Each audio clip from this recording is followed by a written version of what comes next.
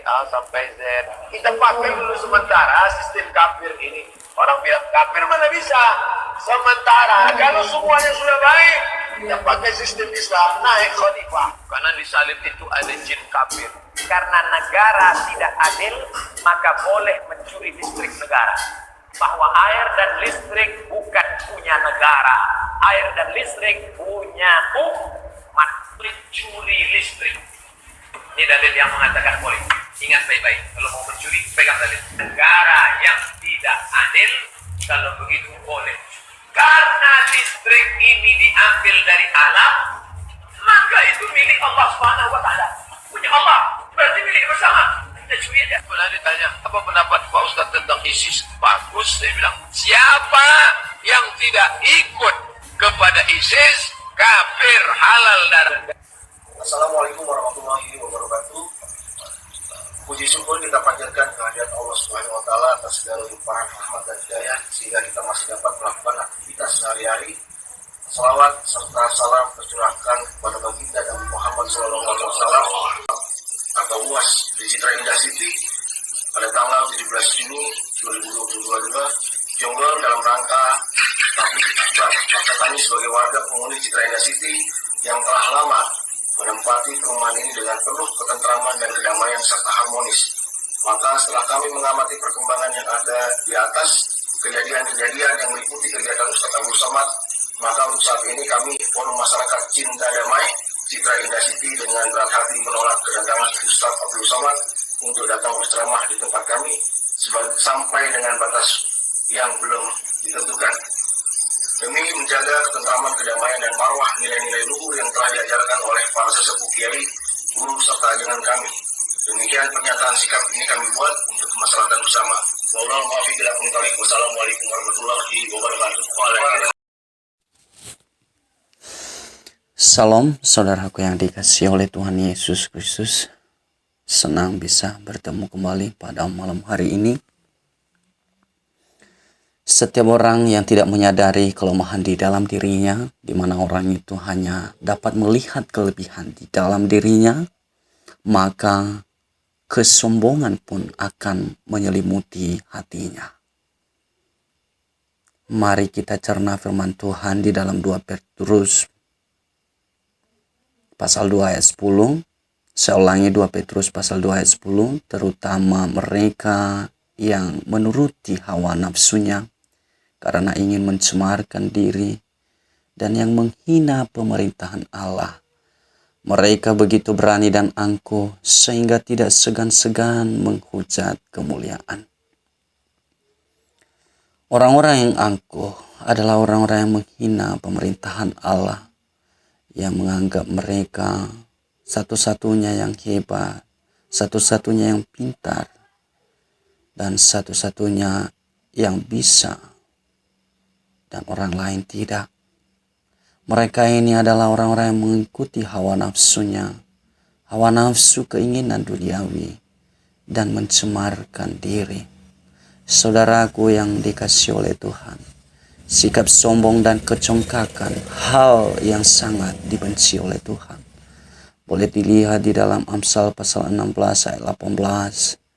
Kecongkakan mendahului kehancuran, dan tinggi hati mendahului kejatuhan. Dan kecongkakan ini sangat dibenci oleh Tuhan, sehingga akan jatuh, kata firman Tuhan, dan akan hancur.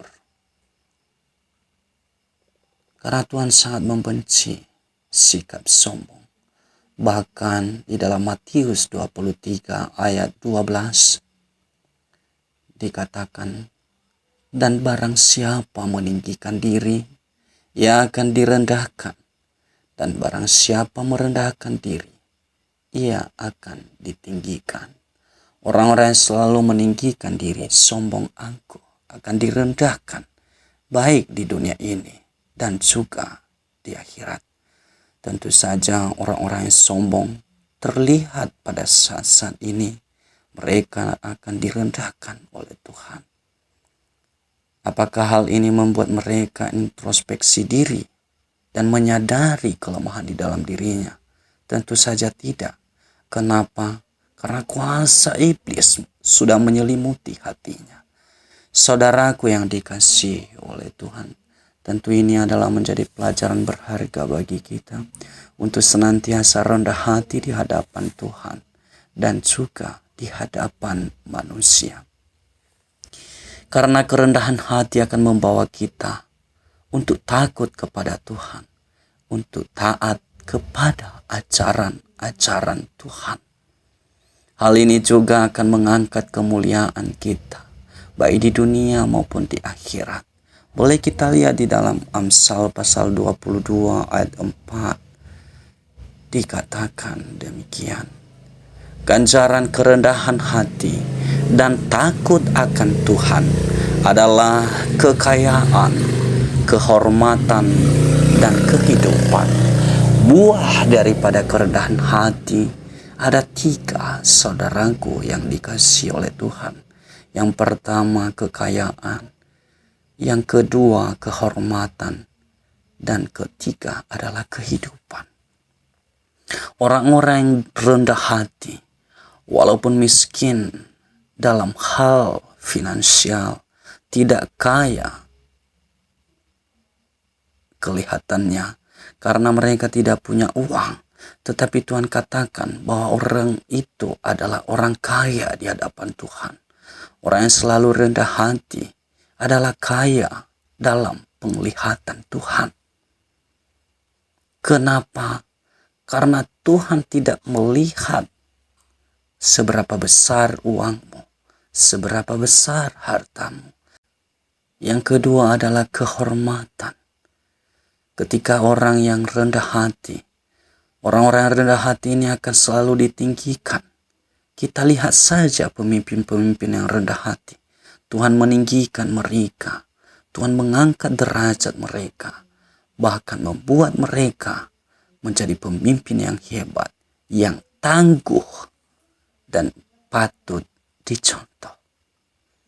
Dan juga setiap orang yang rendah hati adalah yang ketiga, mendapatkan kehidupan. Kehidupan yang dimaksud adalah kehidupan yang kekal dan juga kehidupan yang layak di dunia ini. Mereka orang-orang yang dikasihi oleh Tuhan, dan tentu saja bukan hanya mendapatkan kehidupan yang layak di dunia ini, tetapi mereka juga akan mengangkat derajat mereka, memberikan kehidupan yang kekal bagi mereka yang senantiasa rendah hati. Karena rendah hati taat akan Tuhan dan membawa kita kepada takut akan Tuhan. Dan tentu orang yang taat dan takut akan Tuhan akan memperoleh kehidupan yang kekal. Maka marilah kita bandingkan dan kita renungkan apa yang kita pilih. Apakah kita harus rendah hati atau kita harus meninggikan diri, congkak atau sombong? Tentu ini adalah sebuah pilihan dan suatu tekad yang bulat. Ini adalah pilihan hati kita, memilih rendah hati atau memilih untuk sombong. Demikian saudaraku yang dikasihi oleh Tuhan. Tuhan Yesus memberkati.